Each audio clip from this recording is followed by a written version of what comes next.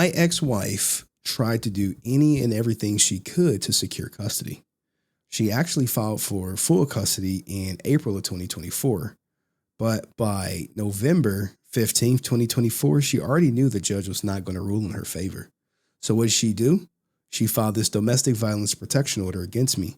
This is also known as the silver bullet because men like myself get blindsided by it. All right. So what do we have here? It was just outright denied, which that should send a huge red flag because most of these joints just get rubber stamped. So initially, when the court read it, they said, hey, the court finds that the evidence presented was insufficient to demonstrate that the respondent, which is myself, engaged in acts that constitute legal definition of civil domestic violence. And it did not demonstrate immediate or present danger of domestic violence to the petitioner or any person on behalf of whom the petitioner is seeking protection. All right. So you have that. So boom, denied. You're like, well, what was her story? So after it got denied, we did have a hearing set for November 22nd. Now the only reason I found out about this is because the sheriff's department was knocking at my door, literally knocking at my door. And I caught them on my security cam and I said, hey, I'm not there. And I actually thought they would come to my job. So I told my employer like, hey, this is what's going on. And I was like, oh, wow. I suspected it her, but at the time I didn't read it. So now we can read it. Sorry that it's a little small, but we can adjust to that. All right. So here, I'll read it out loud for you. Give me a second. I was an extremely verbally abusive marriage with Henry until I left our marital home in February. At the time, he became extremely angry, began doing things to retaliate against me like slander on social media. Now, here's the thing, guys. If you know anything about us, we were cordial after she moved out. We went to several family functions together, went to several family photo shoots together, all that good stuff. And when it came to slander on social media, she had none. She had like an Instagram post. I think it was maybe one of these. Like this week, I had to write a check to the person I foolishly married for $50,000. Plus, she'll still get $78K from my pension and all the interest it earns until I retire. To the men reading this, good luck. To the men not married reading this, stay away from marriage. I'm warning you, it's a wealth transfer system, and it's 97% goes to, from men to women. Protect your meat. And I basically bust down everything I had to pay her. And yes, I did have to cut her a $50,000 check. Now, as I recently realized, I am about $105,000 money from left to right if you factor in legal fees. Now, I could have been this post too. I really don't know. I didn't see it. I mean, I did see it, but I couldn't remember because I posted so many. And the gist of it was my lawyer was like, well, if you're posting the truth, did you really pay her $150,000 or $50,000? Yes. Did she really get that money? Yes. Did you really pay child support? Yes. Then it's all fair game. He uses our parenting agreement to stalk me. He has driven past my house, threatened to show up at my church. Now, this is hilarious because my daughter was recently at my house and she was like, Mommy, we drove past your house. I'm like, hey, no, we didn't. She was like, well, last year we did. And I'm like, oh God, I burst out laughing. I'm laughing so hard because my daughter has no idea that she likely told her mom that we drove past her house. And her mom was like, he's stalking me. And we live like damn near on like main streets pretty much. And her house is like next to a place that me and my daughter frequents called a library where we get books to read every fucking night. So that's probably like what it is. And I never threatened to show up at her church. My daughter was like, Daddy, can you come to my church? And I said, oh, I might. And then she told her mom that I might show up at her church. And then next thing you know, my daughter came back home and said, Daddy, you can't come to my church because mom said no. All right. So these are all 100% facts. Okay. All 100% facts. So let's keep going. Sorry. He tries to manipulate my daughter by asking her why he cannot come to my church or house. You see, she told me I couldn't come to church, where church is supposed to be open for all, but obviously this church is not if she's there. So I never tried to come to her house like for a while. We were cordial. We were going to each other's houses after we separated to see our daughter for like that night. So anyway, he violates communication that we established in our shared parenting plan. In our shared parenting plan, we are only to communicate through our family wizard and only call if it's an emergency related to our daughter. This is true. He calls me. Additionally, he tries to intimidate me. Now, why do you think I called her? Why would I call her? Why? Because I would drop my daughter off. And when I would be in the parking lot in her driveway, I would be like, hey, I'm downstairs. Can you come pick her up? And I would hang up as soon as I say that. Or whatever. I would never just be like, hey, how's it going? What's going on with your life? Nothing like that. And let's see another one. She keeps going. She says, he will ask multiple times what day I'm taking our daughter to extracurricular activity so he could show up there. Yeah, I'm an active fucking father. When my daughter is at any extracurricular activity, I'm not in a motel getting high. I'm trying to be there to support her. The thing is, with Taekwondo, she can go literally at this point up to 6 days a week down there at plenty different times. So if I want to support my daughter at Taekwondo, I need to figure out, hey, what time are you taking her? Now, granted, grandma pretty much takes her like most of the time. So you would think it's not a problem. Well, it's a problem because I have no idea. I'm not in that brain of hers. So yeah, I did call like once or twice. Now, what else she say? He will ask me multiple times what day I'm taking our daughter to do an extracurricular activity so I can show up there, just being a supportive father. With ballet, the days were set. Like, hey, Monday, Wednesday, Saturday, ballet. I could just go up there. And then some days when she wouldn't take her to ballet, I would find out when I'm at ballet, like, hey, where's she at? Oh, we're not going today. I'll just be like, oh my God. Hey, yo, what the? So I'm waking up early, driving to ballet, and then she's not there. I've been told that he has a podcast speaking negatively about me. I don't have any podcast speaking negatively about her. And if her life was on the line, she couldn't even name the podcast, come to find out. He also tries to tell everyone that I'm mentally unstable and have self-deletion to manipulate people into thinking I'm a bad parent. This includes my daughter's psychologist. Well, it was a therapist. And what happens is when you go to these therapy meetings, you have to divulge parental mental issues. And if you want to delete yourself, that's a mental issue. And if me, who has proof that she said that she worked out the logistics and even wrote a letter, yeah, I'm inclined to tell them, hey, this is what's going on with her mom. And every time so far, they have been like, she didn't tell us this. I wonder why. So that's where this comes from. And we'll get back to this fake ass therapist. All right, let's get, right here. Oh my God. We were dismissed from a previous psychologist's office stating they had safety concerns for my daughter and I being in person with him, but through our shared parenting plan. This is patently false. And she was about to get cooked in court because what I did was I reached out to the care provider. It was like, hey, why were we dismissed? And it was like, oh, well, she dismissed us because under our previous parenting plan, she could not take her daughter to therapy without me present. All right. And therapy is where she would just be like, oh, I'm such an abuse victim. And he was this and he was that. So this was going to come up in court. And what I ended up doing was when I got this communication, I emailed a guardian ad litem. I'm like, hey, this is what's going on. And they saw it clear as day. So the guardian ad litem during the custody case was definitely going to testify to this point specifically.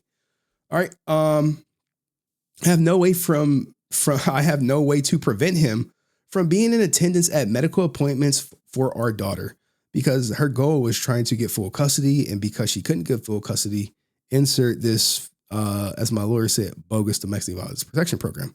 Earlier this year, while at a medical appointment for our daughter, which she accused me of canceling, and she coincidentally just went back on it, he was trying to intimidate me by speaking negatively about me on the phone and then started charging towards me until security came and told him to sit down. Now, this did not happen. You know how I know it didn't happen? Because I recorded the fucking incident. Thank God I did. Now, you have to think, right? If we're in the hospital and I charge at her, do you think she will wait to file a restraining order against me?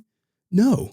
What happened was, after my daughter had to get her inspected to make sure nothing happened, she had to get put under. I was just like, this is so unnecessary. She had to literally get put under for this thing to happen. And then she was like, spotting for like 2 weeks. And it was completely unnecessary. So after the doctor came out, the child gynecologist said, hey, it's no issues. I make some phone calls to my family, one being her father and my sister. And I'm talking to him. I'm like, hey, it's over. This shit was so unnecessary. Our daughter should have never been through this, but her mother was pushing for it. And I said on the phone, I think she hates her father more than she loves our daughter. That's my personal opinion. And I'll stand on that shit. Yeah, I said that. All right. So we have that. And like I said, when we were at this medical appointment, it's like a 25-foot fucking room. All right. So she sits at one end. I'm sitting like way down at the other.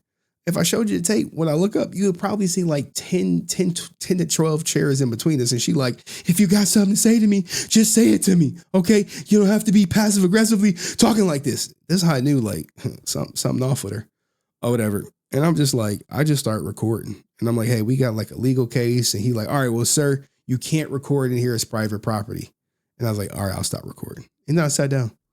But did I charge her? Charge her for what?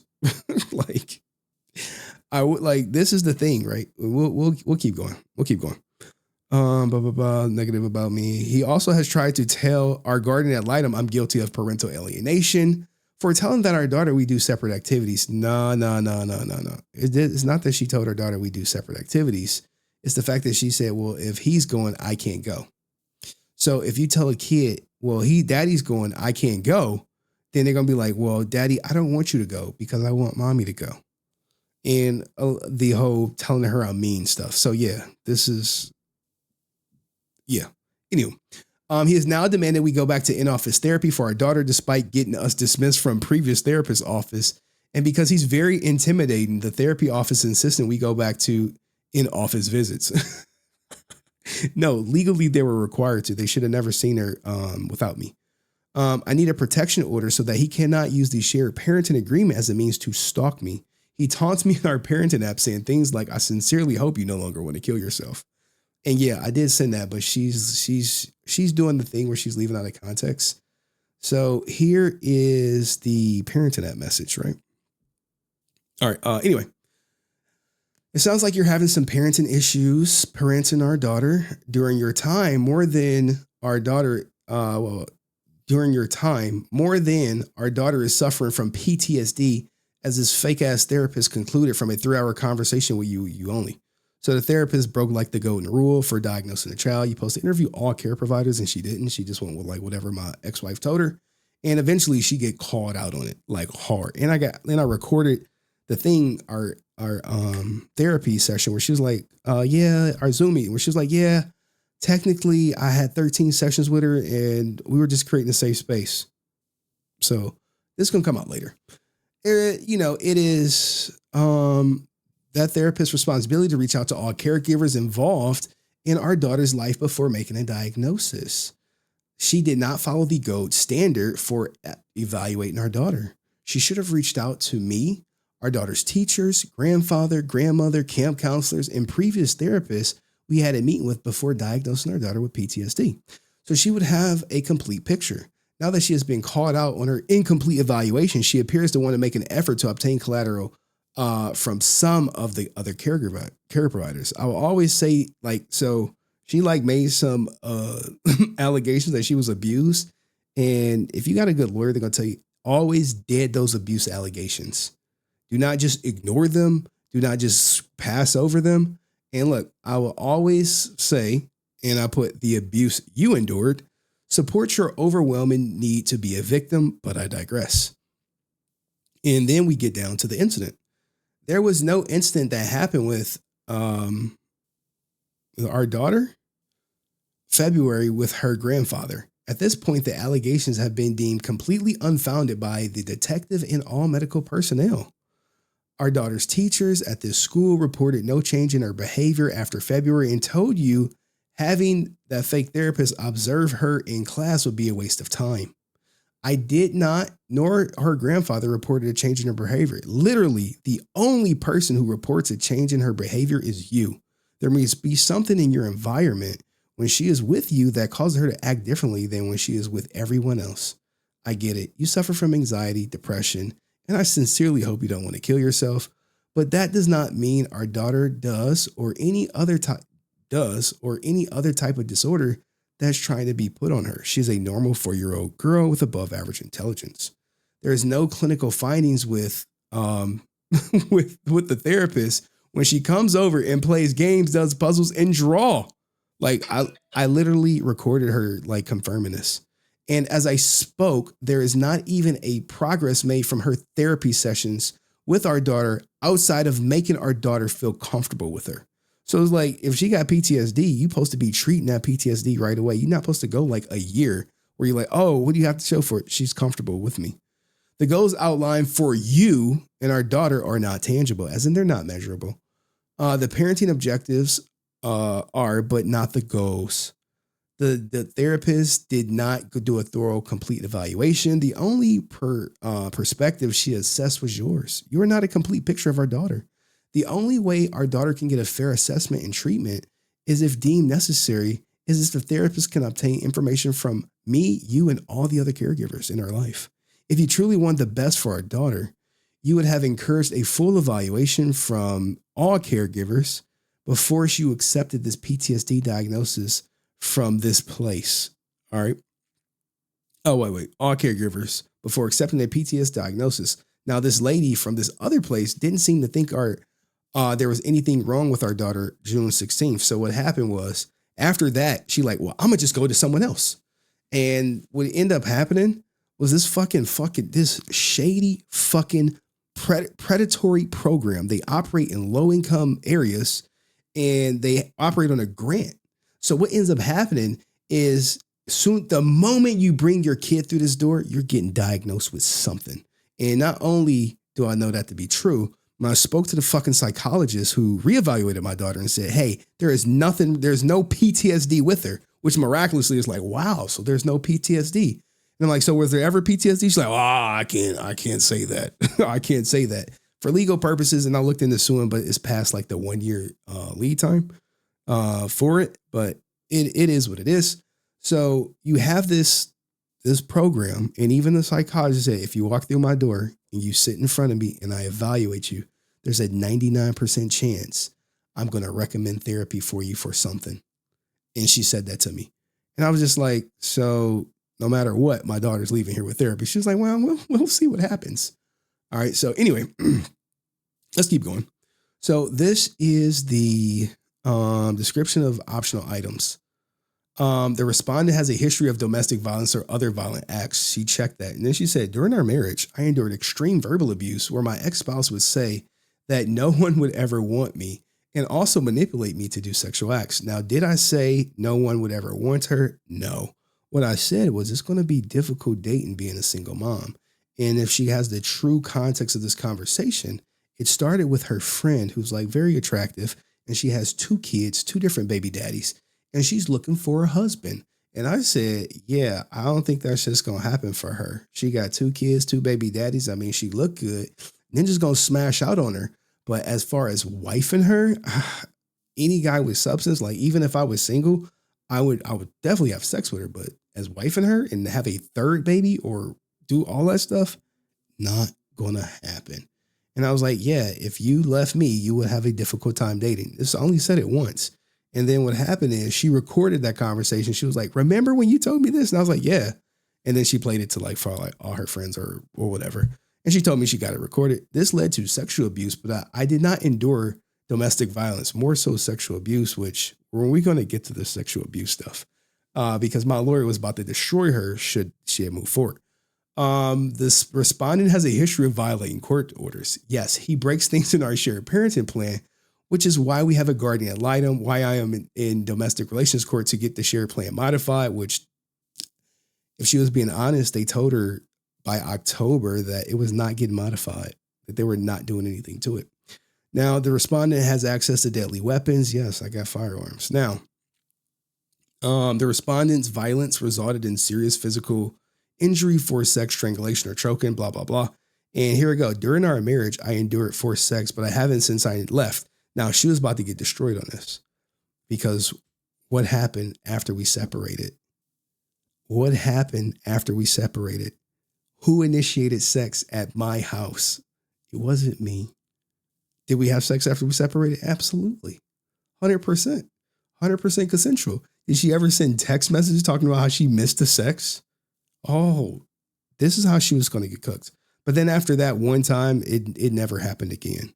So basically what they do is they put in this, they try to say any and fucking everything that they can to steal fucking custody using this. It gets better. It gets better. So anyway, we keep going. My ex-spouse tries to intimidate me by forcefully asking questions. He tried to intimidate our previous daughter's therapist from changing her diagnosis from PTSD. She wouldn't change it for legal reasons, because if she changed it from PTSD to anything else, we would have had fucking tremendous grounds to sue. So what they did was had a psychologist reevaluate her and said, oh, there's nothing like that. He also tries to imply to the court that I have a major mental health issues. Even the judge was like, hey, I think you're paranoid. Through the discovery during our divorce process, he tried to imply I had post-traumatic stress disorder, which I never had. I don't know if she did it. That was just my own suspicion. He tried to say that I stopped taking antidepressants when I was only prescribed them for panic attacks years earlier temporarily. Sure. He tries to manipulate our daughter into asking me if he could be at the same place as me. I think it was like a birthday party. It was our daughter's second birthday party. You guys don't know, I separated from my wife literally 2 weeks after my daughter turned 1. And when my daughter was turning 2, remind you, we were still cool up until I told her I had a girlfriend. And I believe that was around November or so. So once I told her I had a girlfriend, she was like, gone completely. She made like some public Facebook post like, hey, I'm gonna try to get a divorce as quickly as possible. And I wish him nothing but the best. All cappity cap, because the divorce process was long, drawn out. She tried to get as much money as possible. All that good stuff. All right. So, and our daughter truly was like, Daddy, are you going to be at the birthday party?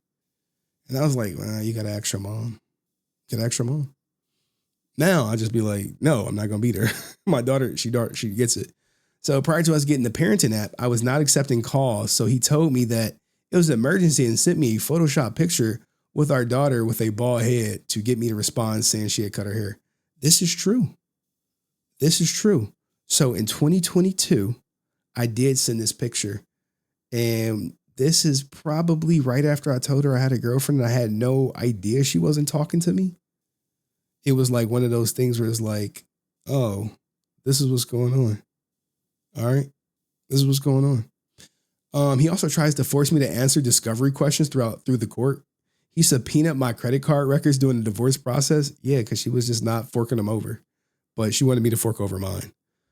Even though I advised that the credit card debt was entirely mine and I was not seeking any money from it, I was advised I needed to be forthcoming and provide him with the balance of the card. This is cap. What ended up happening is, if you guys remember, she filed for temporary support. And in her filing for temporary support, she wanted me to pay $10,000 of her credit card debt. And I was just like, this debt is not my debt. So if the judge would have fucking ruled that I had to pay like her credit card debt, it would have been game over. So this whole like, oh, I agreed the credit card was debt mine. She didn't. The judge said it was yours. So it's like little semantics like these that they put in court docs. Like, oh no, I was being up and up. It was far from the up and up. All right. Anywho, he said it was not good enough. And even though we had been separated for 2 years, he wanted a line by line credit card statements, which he received, where I shopped my therapist info, resulting in me changing all of my information. Like, here's the thing. She had this thing where she didn't want me what therapist she was going to, but at the same time, she was literally on my insurance until we finalized our divorce, or like maybe like a month or two before. So I was still getting the bills. I applied for like this program in our state where like you can hide your home. And my lawyer was like, no, she's not getting that. You will always know where your daughter lives. Where he disclosed my address to him per our shared parenting plan when I move, as he has driven past my house. Like, we live like fucking main adjacent streets. I no longer allow pickups or drop-offs at my house, and I always offer to come to his house if a direct exchange is absolutely necessary. I have been threatened with letters saying that he will file a motion to compel for discovery, even when the request had nothing to do with the case. She couldn't produce any of this shit. Like, where's your threatened with letters to file a motion to compel for discovery? This was during our divorce. I had to do this. So via like 2022 or 23, I had to do this. And it was through like legal counsel. If you don't show the financials, a motion to compel is going to make you. And if you refuse, you're going to be on the hook for my legal fees. Now, in the end, right, what do you think happened? In the end, she dismissed it because she had no case. And we kind of agreed. Hold on, let me get the agreement. She agreed to drop it. Upon notice of dismissal, the domestic violence protection order filed by the petitioner on December 3rd, her petition for domestic violence, blah, blah, blah, filed 2015 is hereby dismissed without prejudice. So she dismissed it. And you're like, well, what is the reason she dismissed it? Well, she dismissed it because we made an agreement. Hold on, I got to go to the agreement that we made. In short, it was like, oh, shit. In short, it was two things in there, and I can't pull it up right now. It was no more saying anything negative about her online and delete anything negative that I have, which I never had to delete anything per my lawyer. And the second was like no taunting in our family wizard, which it was just like sign. Now, to be fair, she wasn't going to dismiss it. And he was like, if she don't dismiss it, that's the only way we can get back our legal fees. She has to dismiss it. She has to take it to trial. Because I didn't know you could just file some frivolous domestic violence protection order and then get there and be like, you know what? My bad. No, thank you.